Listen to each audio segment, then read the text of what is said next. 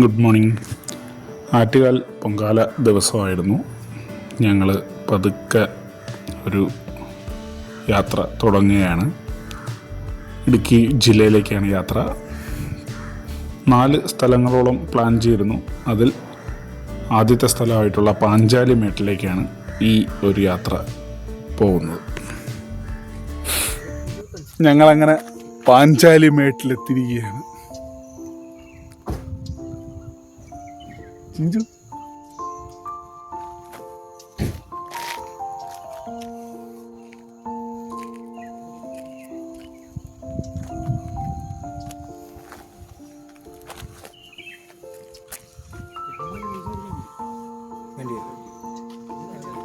ക്യാമറയ്ക്ക് പൈസ കൊടുക്കേണ്ടി വരുമോ എന്നുള്ളതാണ് കുഞ്ചൻ്റെ സംശയം. കൊടുക്കുമെങ്കിൽ നമ്മൾ ക്യാമറ കൊണ്ടുപോകും.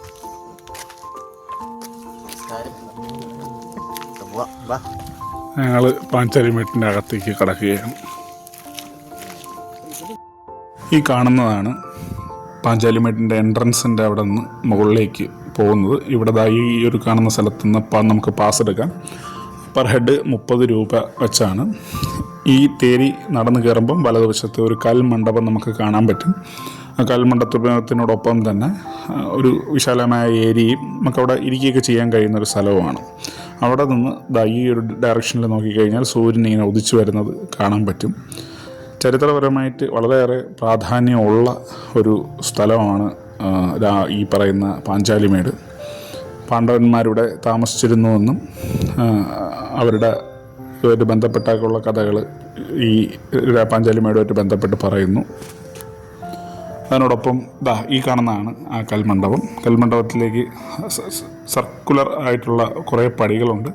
ലൈറ്റെല്ലാം ഇവിടെ ഇട്ടിട്ടുണ്ട്. അതിൽ പ്രത്യേകം ഞാൻ നോക്കിയപ്പം നമ്മൾ സാധാരണ ഇത്തരം സ്ഥലങ്ങളിൽ ഒരു 9 മണിക്കൊക്കെ ശേഷമാണ് എൻട്രൻസ് അനുവദിക്കുന്നത്. പക്ഷേ ഒരു പാഞ്ചാലിമേട്ടിൽ വളരെ നേരത്തെ തന്നെ അതിനുള്ള ആൾക്കാരെല്ലാം അവിടെ റെഡിയായി ഇരിപ്പുണ്ട്. അതുപോലെ തന്നെ ഏറ്റവും പ്രധാനം എനിക്ക് പറയാനുള്ളത്, വളരെ അറേഞ്ച്ഡായിട്ടുള്ള വൃത്തിയുള്ള ഒരു ടൂറിസ്റ്റ് സ്പോട്ടാണ് പാഞ്ചാലിമേട്. പ്ലാസ്റ്റിക്കുകൾ കൊണ്ട് അങ്ങനെ ഒന്നും അവിടെ ഇട്ടിട്ടില്ല. എല്ലാം നീറ്റ് ആൻഡ് ക്ലീനാണ്. അത് മാത്രമല്ല, വളരെ ഡീസൻ്റായിട്ട് വളരെ ക്ലീനായിട്ട് സൂക്ഷിക്കുന്ന ലേഡീസിനും ജെൻസിനും വേണ്ടിയുള്ള ബാത്റൂം ഫെസിലിറ്റി എല്ലാം ഈ കാണുന്ന മണ്ഡപത്തിൻ്റെ പുറകുവശത്തായിട്ട് ഉണ്ട്.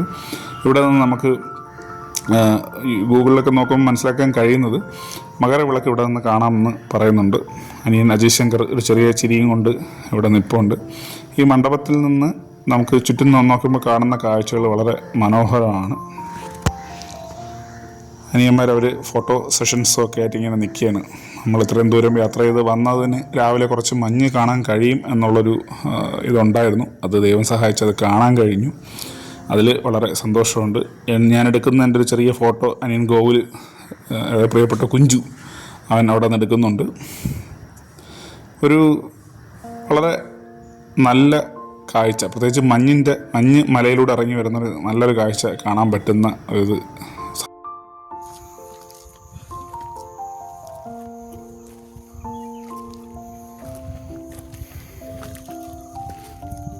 കുറേ നാളായിട്ടുള്ള പ്ലാനുകളാണ് പാഞ്ചാലിമേടൊന്ന് വരണം എന്നുള്ളത്.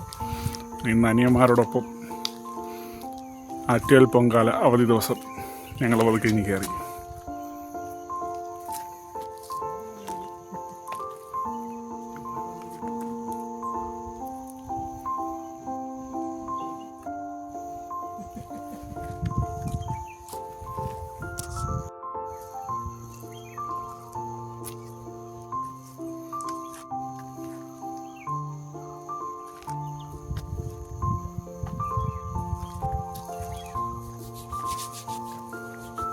ഇവിടെ വളരെ ഓർഗനൈസ്ഡ് ആയിട്ടാണ് കാര്യങ്ങളെല്ലാം ചെയ്തിരിക്കുന്നത്. നമുക്ക് വൃത്തിയുള്ള ടോയ്ലറ്റ് ഫെസിലിറ്റി വരെ ഇതിൻ്റെ എൻട്രൻസിൻ്റെ ഭാഗത്ത് തന്നെ കാണാൻ പറ്റും. അത് വൃത്തിയുള്ളത് പ്രത്യേകിച്ച് പറയേണ്ടതായിട്ടുണ്ട്. വളരെ വൃത്തിയുള്ള ടോയ്ലറ്റുകൾ, അതുപോലെ തന്നെ വളരെ മനോഹരമായ ഒരു പ്രഭാതവും കണ്ടുകൊണ്ടാണ് ഞങ്ങൾ മുകളിലേക്ക് കയറുന്നത്. ഇത് പാഞ്ചാലിമേടിൻ്റെ മുകൾ ഭാഗത്തോട്ടുള്ള ഒരു കൽപ്പാതയാണ് ഈ കാണുന്നത്.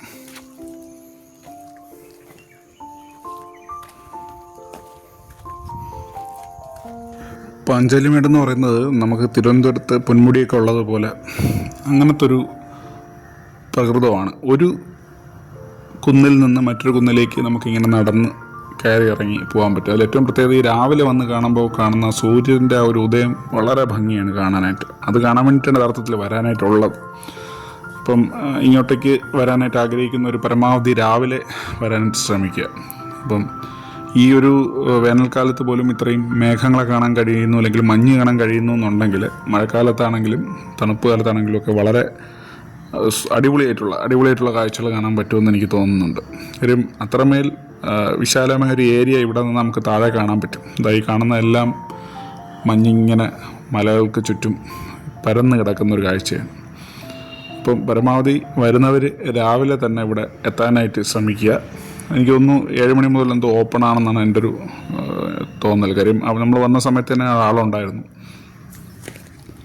അങ്ങനെ അതിമനോഹരമായ പാഞ്ചാലിമേട്ടിൻ്റെ മുകളിൽ നിന്നുകൊണ്ട് ഒരു സൂര്യനെ ബാക്ക്ഗ്രൗണ്ടിൽ കിട്ടേണ്ട അതിനെ ഒന്ന് പോയിൻ്റ് ചെയ്തൊരു ഫോട്ടോ എടുക്കാനൊക്കെ നോക്കിയൊരു ശ്രമം ഞാൻ നടത്തി നോക്കി. വെറുതെ നമ്മൾ ഒരു സ്ഥലത്ത് വരുമ്പോൾ എന്തെങ്കിലുമൊക്കെ എൻ്റർടൈൻമെൻറ്റുകൾ കാണിക്കണമല്ലോ, അത്തരത്തിലുള്ള ചില പരിപാടികൾ. അതെല്ലാം കഴിഞ്ഞ് ഞങ്ങൾ വീണ്ടും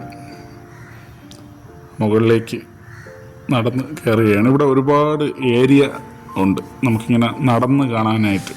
ഈ മലകളുടെ മുകളിലായിട്ട് 2 ഭാഗങ്ങളിലായിട്ട് വലിയൊരു ക്ഷേത്രവും അതുപോലെ തന്നെ ഒരു കുരിശടിയൊക്കെ നമുക്ക് കാണാൻ പറ്റും.